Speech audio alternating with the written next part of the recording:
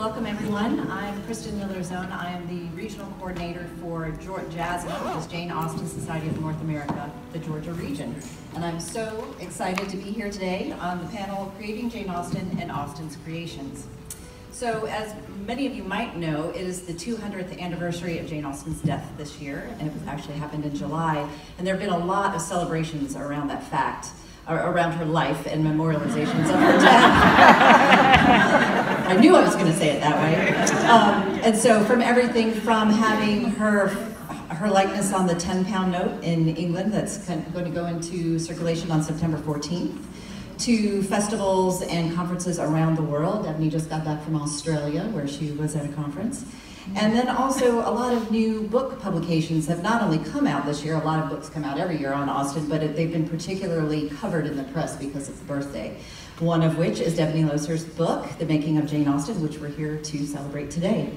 So what we're going to explore today is how and why Jane Austen continues to be relevant, why 200 years after her death, contemporary readers are still rediscovering and reimagining her, and how she continues to inspire us to scholarship, to adaptations, and to new inspirational fiction. So that's what our panelists have done in over the last few years, and they're going to discuss their work. Before they do so, let me introduce each of them to you. This is Devoney Looser. She's professor of English at Arizona State University and author and editor of 6 books on literature by women, about women. Her recent writing has appeared in The Atlantic, the TLS, The Independent, the Chronicle of Higher Education, which is not very exciting, maybe, but Entertainment Weekly, very exciting. No, they're both very, very exciting. She also has the great good fortune. Do we have any children in the room? Because I'm going to say it right if we don't. She has the great good fortune to have a badass roller derby alter ego, Stone Cold Jane Austen. This is Devoney. Soniah Kamal is a Pushcart Prize nominated essayist and fiction writer. Her novel, Unmarriageable, Pride and Prejudice in Pakistan, is forthcoming. She's on the end of our panel here. Her debut novel, An Isolated Incident, was a finalist for the Townsend Award for Fiction, the KLF French Fiction Prize, and is an Amazon Rising star pick. Her work has appeared in numerous publications and has been widely anthologized. Soniah was born in Pakistan, grew up in England and Saudi Arabia, and currently resides in the US, not too very far from where we're sitting. And she would like you to know that if any kind of Indian dance music you throw at her at a wedding, she's on the dance floor. She can And in the middle, in the stripes, we have Tara Raczenski, who is a freelance thespian, playwright, and member of JASNA. Actually, we are all proud members of JASNA up here, and if you would like to become a member of JASNA, see me afterwards. But she's a new member, and her adaptation of Persuasion was discussed at the 2017 Jane Austen Summer Program in Chapel Hill. She recently completed a first lighthearted step into fan fiction, Dear Lydia, Love Kitty, and is also collaborating on a musical adaptation of Elizabeth Gaskell's North and South. All right, bring out the Jigo sleeves. Tara lives in North Carolina with her husband, children, and dog, all of whom are wonderful people. So help me welcome our panelists today.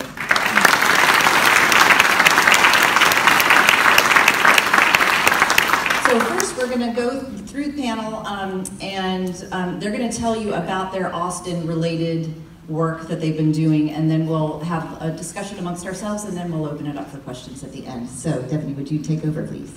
Thank you, Kristen. So she gave us a charge to be very brief, and I wanted to run you through some images. Jared is going to help me in the back, and he's going to go to my top. Fabulous, fabulous. So I just have about a minute of prepared remarks with fun images to get started, to give you a sense of what my book is about and where I hope our conversation will go today. So, how did the author of Pride and Prejudice, Sense and Sensibility, and Emma become Jane Austen, the international literary icon? How did she come to be mixed not just with zombies, but with gin and guinea pigs? How did she turn out to be right and left? How did she end up on the money? We've told the story of her rise to celebrity plenty of times, but I believe we've told it slant.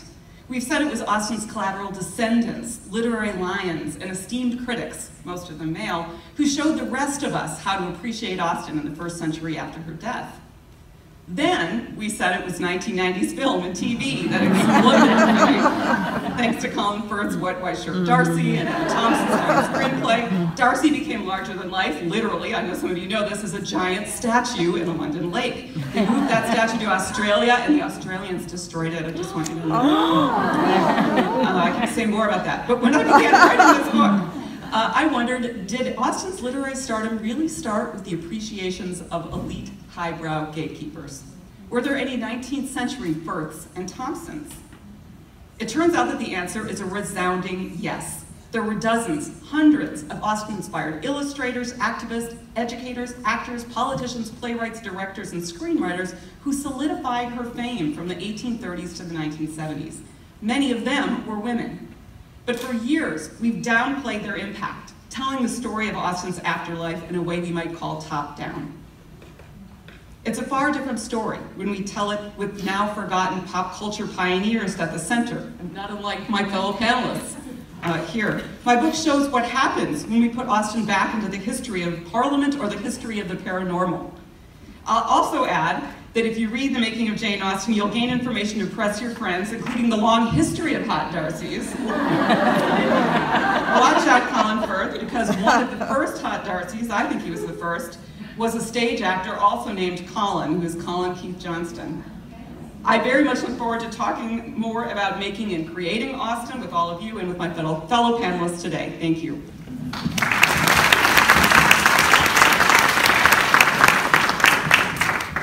Good afternoon. I think my impetus for writing Persuasion and adaptation was just so that I could stay in the world a little bit longer after reading the book. But I've loved delving into it. I think my background as a performer, as an actress, my interest has been primarily in getting into the subtext of Jane Austen. So much is not said, and that is very intriguing. But the play that I've written is perhaps a little different than what's out there in that it's told from the perspective of two Annes and two Fredericks. We have the Anne Elliot of present and her counterpart, Anne at 18, and the struggles and dialogue they have there help frame the story. And then, of course, although Jane Austen doesn't delve much into it, she does say, or have Frederick say at the end of Persuasion, I was my own worst enemy, which made me feel like Frederick deserved to have a voice as well. So we have Frederick and Frederick of 25 bantering, and Anne of 18 commiserating, and that's kind of the framework of the play. But I did want to read this little passage that kind of it will give you a sense of this framework. It's when Anne is about to visit, or is visiting for the first time, the Musgrove Manor. To the great house they went to sit the full half hour in the old-fashioned square parlor with a small carpet and shining floor, to which the present daughters of the house were gradually giving the proper air of confusion by a grand pianoforte and a harp, flower stands, and little tables placed in every direction.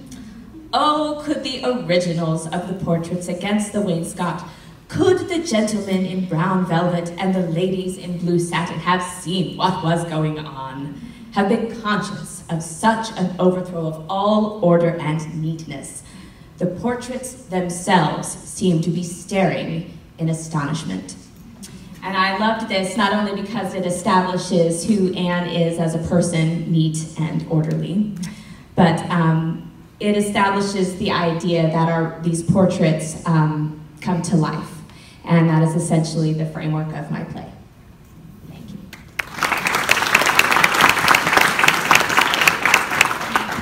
Hi everyone, thank you for coming.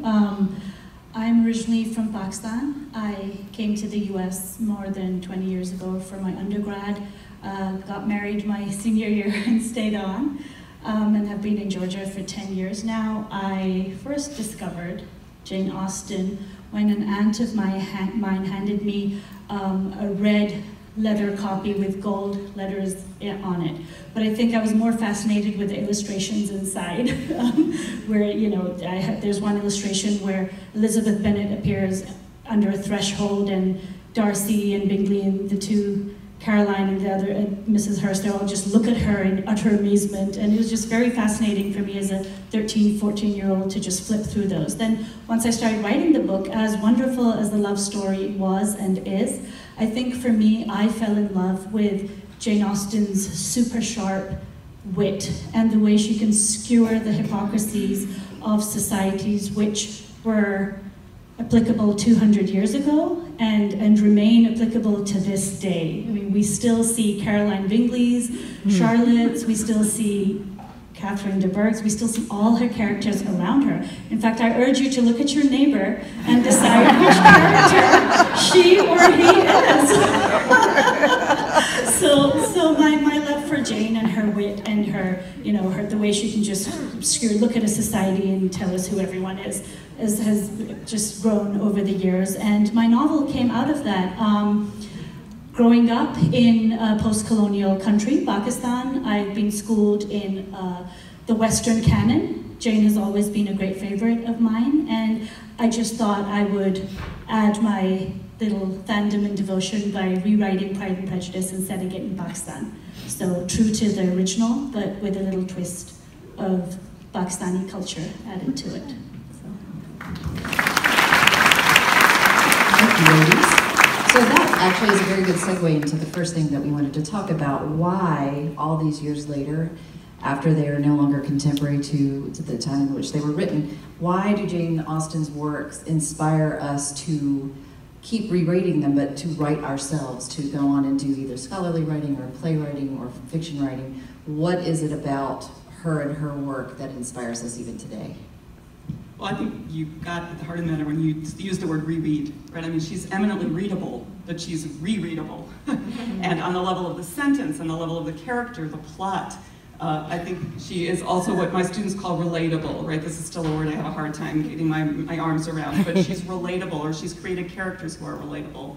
And I think the fact that her novels give us all of these factors, plus questions, and allow us to ask ourselves questions about the people who are sitting next to us and about how to live a more meaningful life. To me, those are the things that keep us coming back to these novels, and as long as they're true, I think we will continue to. My auntie also gave me a copy of Pride and Prejudice when I was about 12 years old, but I think I had about as much interest in literature at that time as Lydia Bennet. And so it kind of went over my head. And but fortunately, or unfortunately, as your perspective might allow, I came back to the fold through the 1995 Keira Knightley Pride and Prejudice. 2005, thank you, sorry. But the good side of that was that it took me back to the source material. And I've read that, and of course, you know, Pride and Prejudice being the gateway Jane, it soon brought me into the other books, and of course that brought me into, you know, watching some of these other adaptations. And after watching Persuasion with Rupert Penry-Jones and Sally Hawkins, I was like, I don't remember the book being like that. Essentially, I feel like I wrote because I wanted to reconnect and to look at it from different perspectives, and to encourage people to get back to the book, to get back to the source. That's pretty much. It's utterly fascinating how much Regency England can, the social mores, the utter need to get married, can still be mapped onto countries, South Asian countries, Pakistan, India, Bangladesh. In fact, I'm sure a lot of cultures and countries across the world. And I think for me, I love all of Jane's novels, but I sort of stayed at the gateway with Pride and Prejudice. I just love it. I love the tone. I love the way she tells the story. I love the little bombos that Mr. Bennet and Mrs. Bennet, just the first chapter alone is just wonderful. For the repartee between husband and wife, and I'm sure we can all relate to that. And it was, like you said, the word relatable. For me, it was relatable, and I just sunk into those relations, which might have been people Jane knew 200 years ago, but that Mrs. Bennet is my mother. And, I'm still deciding whether I'm Lydia or Elizabeth. And, so yeah, it's just utterly relatable. So some of those bon mots and some of the relationship things are things that keep bringing us back. Of course, the movies tend to focus on the romantic comedy or romantic aspects of the books. What are some of the other things that are the meaty, good themes that maybe the movies and some of the adaptations don't delve as much into that you have found doing your own work?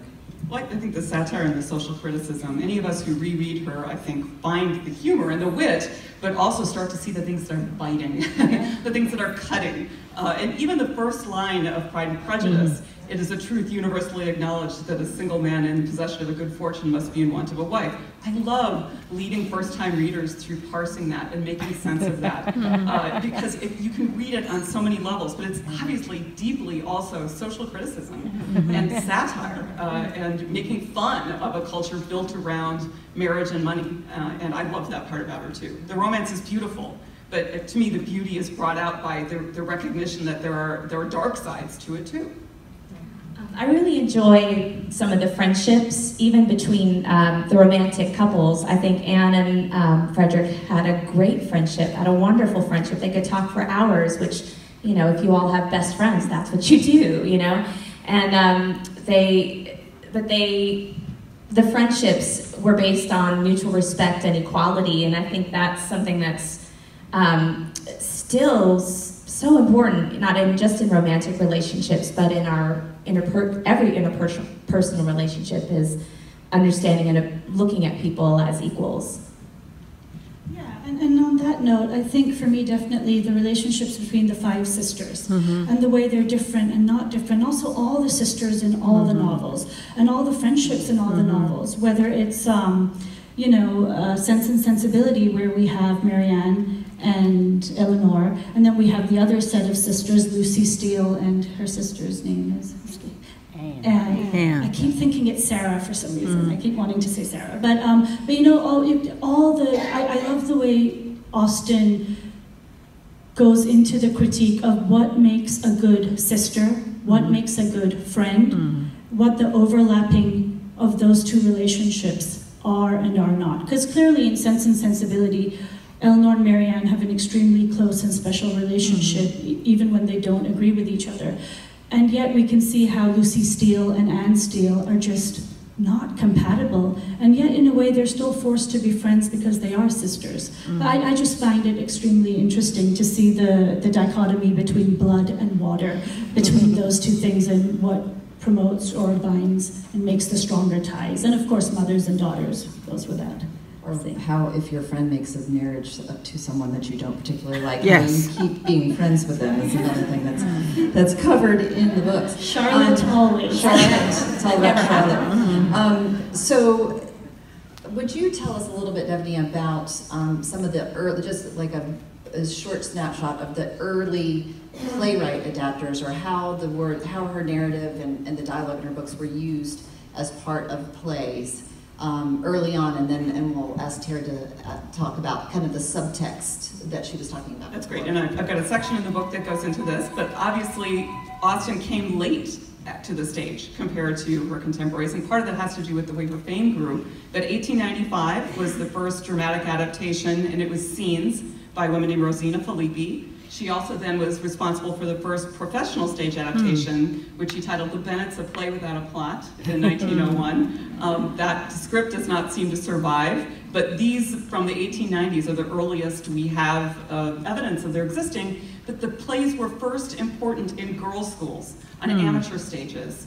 So you might come to the play before you even came to the novel as a reader. You might come to it as an actor or an audience member. And I think we've lost this part of the history, this spoken word part of how people first came to Austen. You say you came from the illustrations and the text that you had. I know many of us have a copy of Austen's novels. It's very important to us, the first one we had. For many people in the late 19th century, the thing they came to might have been a play, and I think that's a really cool thing for us to try to get back to. A lot of rebellious women in these scenes, too. You would have gotten up and played Elizabeth Bennet as a rebellious woman, and I just love that.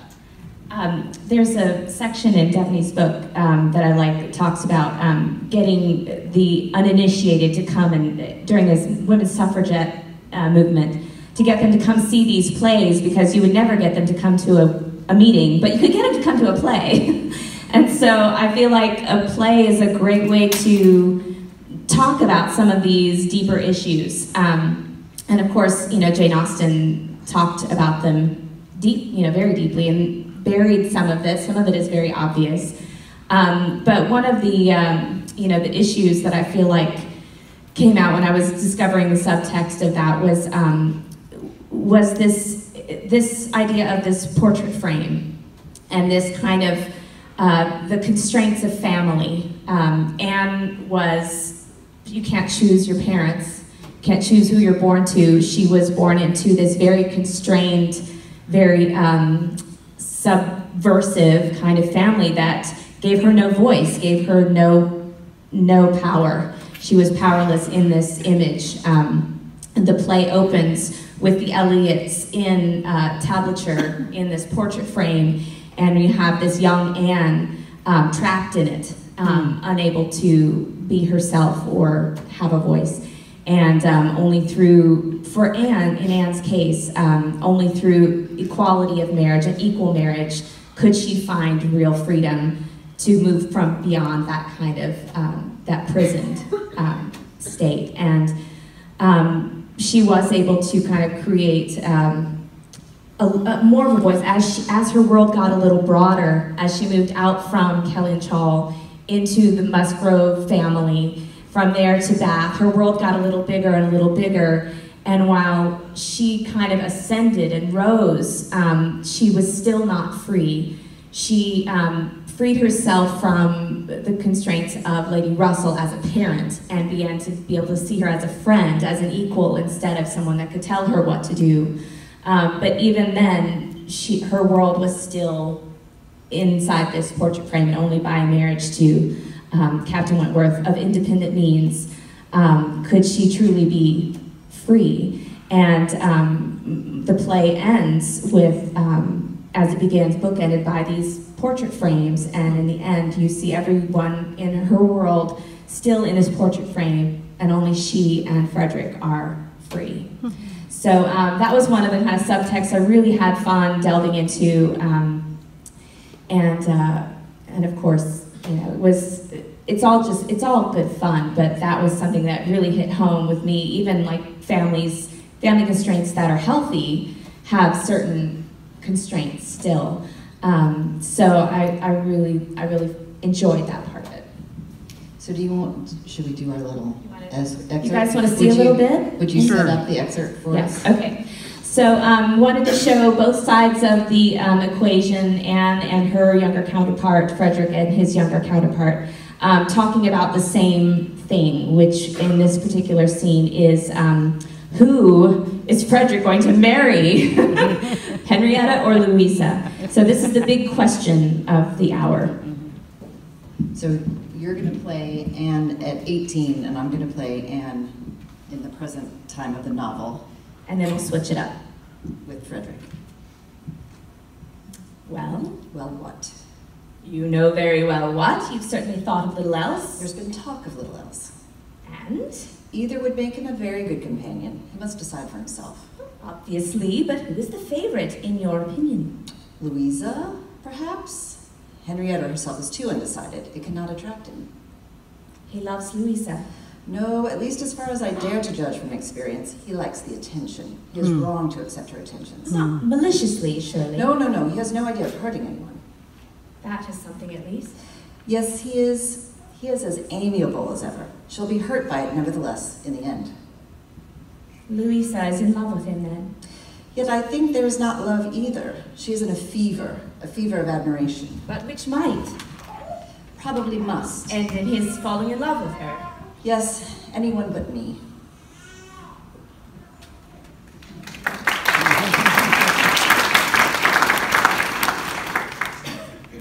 What are you doing? Nothing.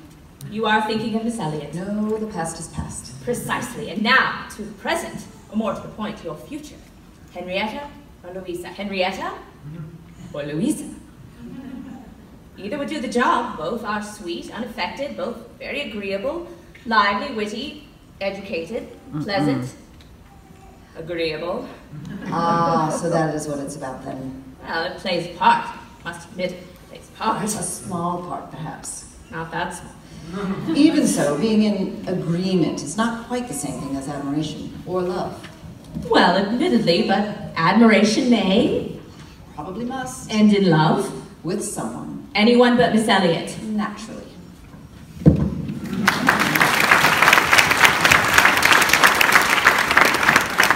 So Devoney's book goes into all of the early enthusiasts about Austen and all the different ways that she's been used over time. And another section is about the education, how educators and teachers used Austen in their classrooms, which is a lot of what Sonia's book is about. So would you give us another little thumbnail sketch of that? Yeah, I was shocked to find out how early Austen's book started to be recommended to readers, especially in popular classrooms. The earliest example I could find was 1838. Wow. So I traced that throughout the 19th century into many ways that she was used in excerpts and anthologies, and went all the way up to the early 1970s, where I found a great National Lampoon sort of, I don't know what to call it, it's a mock advertisement, I guess.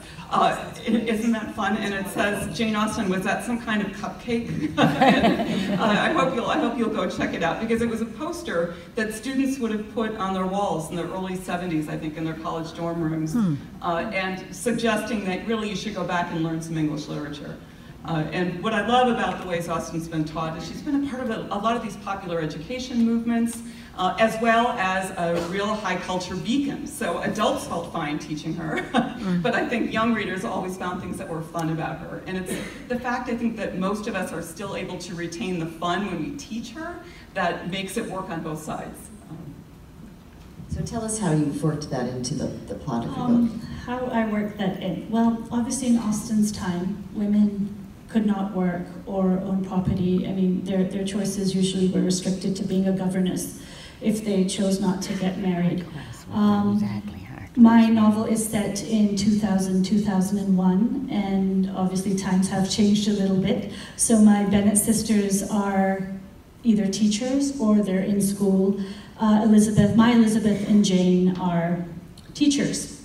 And my Elizabeth is actually teaching Pride and Prejudice and Jane Austen within the world of the novel in the classroom. So that's how that comes up. So there's a little bit of critique and stuff within the novel about the novels itself, and especially Pride and Prejudice, Elizabeth Bennet's character, and whether Elizabeth is the bigger feminist or Caroline Bingley is. So yeah, I tried to do a whole theme around that.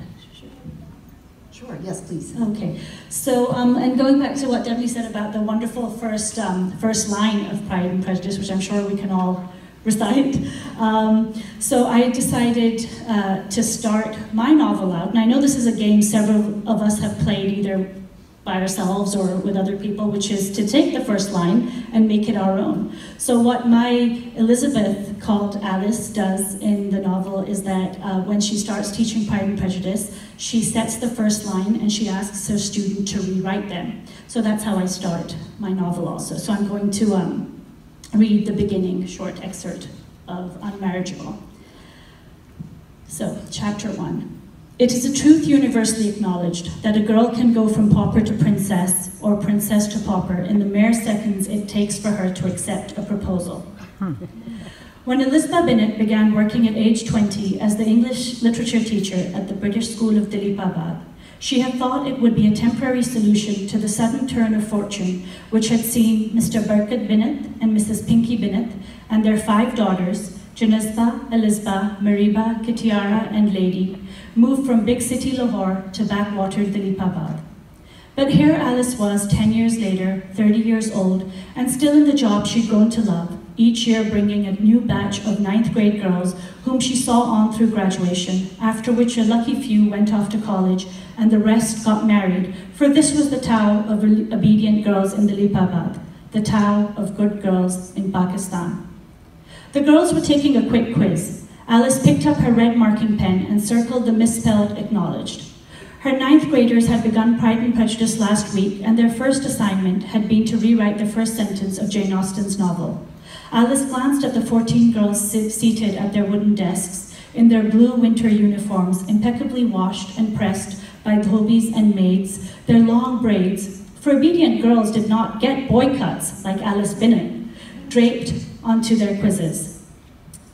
It is a truth universally acknowledged in this world and beyond that having an ignorant mother is worse than having no mother at all. Despite the students' shoddy handwriting, Alice drew a happy face beside the phrase, ignorant mother.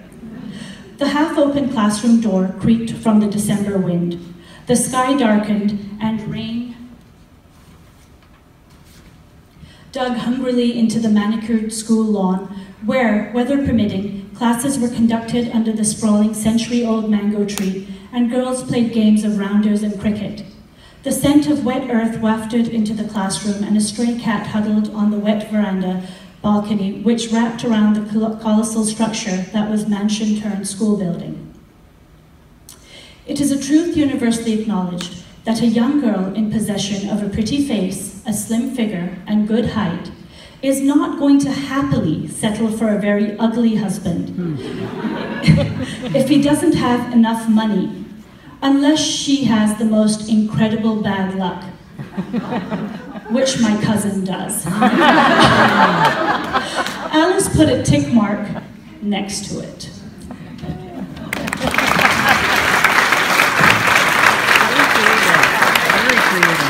So we are hoping that we are sitting in a room full of Janeites, and I would like you to raise your hand if you would call yourself that.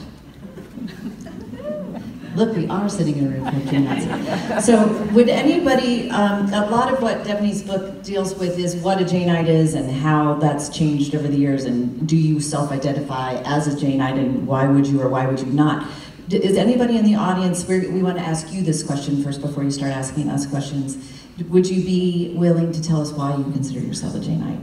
Is anybody out there brave enough to tell us why? And it's a word that goes back to 1894 and was first used by a literary critic, George Simsbury. No one is? No one's brave enough? What about our JASNA? Oh, here we go. There we go. Well, everybody remembers their first book, right? And I was stuck in Florida for about a week in rain, and I had nothing to read but a Jane Austen book. And I guess I can prove that I'm a Jane Austenite because I became a naval officer because of Jane Austen and retired after 26 years. So That's fabulous. Does anyone else want to tell us that, or are there any questions? Oh, Erin, will you tell us why you're a Janeite, please? And you're holding another little Janeite. I was thinking, Stephanie just said exactly what I think a Janeite is a community. As soon as you meet a Janeite, you know. Because they know all the novels, they know all the characters, and there's a connection there that's just immediate. Thank you. Erin is our Atlanta book, JASNA Atlanta book discussion leader. So if you want to come to discussions in Atlanta, Erin's the one to see. Any other questions or Janeites out there? I would call myself a Janeite because it started so early. And I remember in middle school, I had this group of girls over to spend the night at my house, and I made them watch the A&E Pride and Prejudice, and it's like 6 hours long, and everybody but me fell asleep. And then you're a little weird, and it lasts. So many. I mean, really, seriously, if you counted the amount of times that the people in this room have watched that A&E Pride and Prejudice, probably hundreds and thousands of times. I made my son, it was 10 at the time, watch it, and by hour 4, he was hooked. So he even works on pre-adolescent boys, which is wonderful. I have to say, when my 8-year-old, well, 6, 7, 8, whenever he's being naughty, I'm like, now don't be Mr. Collins. And then he lifts his hand up and he gives the creepy comment. That is amazing.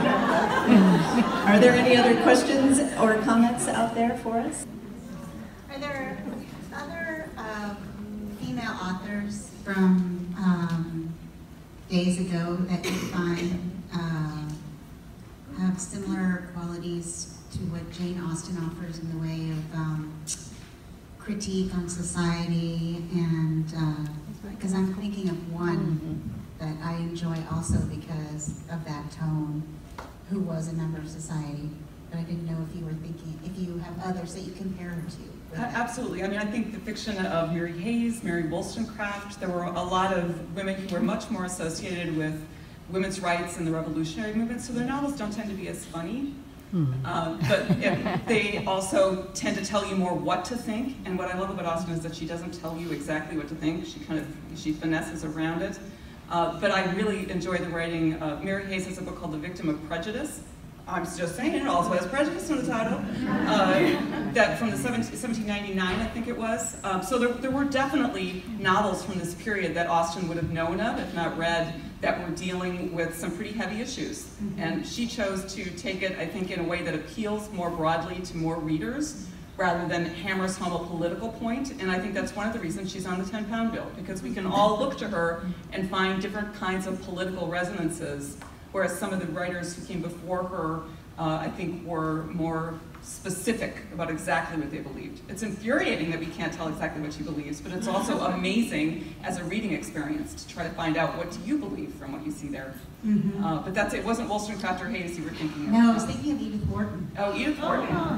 Yeah, Edith Wharton's in it. So those who came after, I thought you were asking about influences, but Wharton's so lovely. Wharton's fabulous. We should all be reading more Gaskell, more Wharton. George Eliot. There's plenty to read. You can just reread Austen too. Frances Burney is another one I would say if you want to read a novelist before Austen who's funny and good. Frances Burney. Evelina is her first novel from 1778. Hi, this is great. I wonder if you could comment on Emma. You don't hear a lot about Emma, and I'd love to hear your take on that novel. All of us? How long do we have? Emma was the one that was most featured in early textbooks, interestingly, usually an excerpt.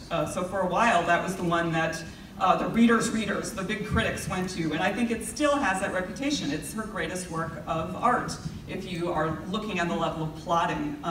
I think the reason it maybe is not quite as popular as Pride and Prejudice is because that coupling is maybe not as, it's a little creepy. I mean, I think the Clueless handles it in a way that's not quite as creepy. So maybe that's one thing too. But also the heroine herself. Emma is a harder heroine to like, as Austen herself said.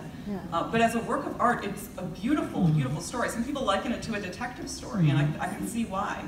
Yeah, the first time I read Emma back in the day, it was by far my favorite, just because I was like, who sent Jane the piano? I was riveted by that. And I have to say, Darcy might be a lot of people's favorites, but for me it's always Mr. Knightley. And I think he won my heart because when he defends Miss Bates, he defends someone who's poor and helpless and has fallen from her status. I was just like, you know, his house, his Pemberley is lovely, but you can't get a heart better than that. So, for me, It definitely is the book that you can reread. It's more rereadable. I mean, they're all totally rereadable. But the mystery, once you know the answer to the mysteries, then you go back and see where she's been laying little breadcrumbs the whole way for you to know if you knew. And I think Northanger Abbey is a little underrated. I've been running a book club this year at my local library for her 200th, and I will say so far the smallest turnout was for Northanger Abbey, which I think a pity because it is such a lovely book. Same biting satire, same whatever, and people do say that, and Devoney, maybe you can talk about this a little more, about how it's, you know, it's a mockery of the whole Gothic romance and stuff. But I think that's just a part of it, and definitely not a big part of the first half, which is just pure Austen witticism one after the other. So if you haven't read Northanger Abbey, I definitely suggest giving it a try. Absolutely, thumbs up. We have time for one more question. I was just curious, you mentioned at the beginning of the hour that you have a hard time grappling with using the word relatable. So I was thinking that as ladies have been talking, like, should characters in a book must always be relatable? Like, that's partly the point in a novel. So I was just curious, what other term would you use that if not relatable? Sure. No, I think the concept relatable, I absolutely agree with. It's the word itself. It's not a word I grew up on, I guess is what I would say. It's a more of a slang. Something we can relate to is probably how I would have said it growing up. So really, but I do think relatable is exactly right. And you know, this is. My publisher did these great can koozies, and if you buy the book, I'll give you a can koozie until I run out. But I think the idea that you put Jane Austen on a can koozie is amazing, and it makes her very relatable, right? In a good way. Especially when your kids start tossing it around. Yeah. And it's an Emma quote on the back. It says, "One cannot have too large a party." Sure, Emma, there's a great quote there. And who would have thought Austen could end up on a can koozie? Thank you very much for coming to our party today.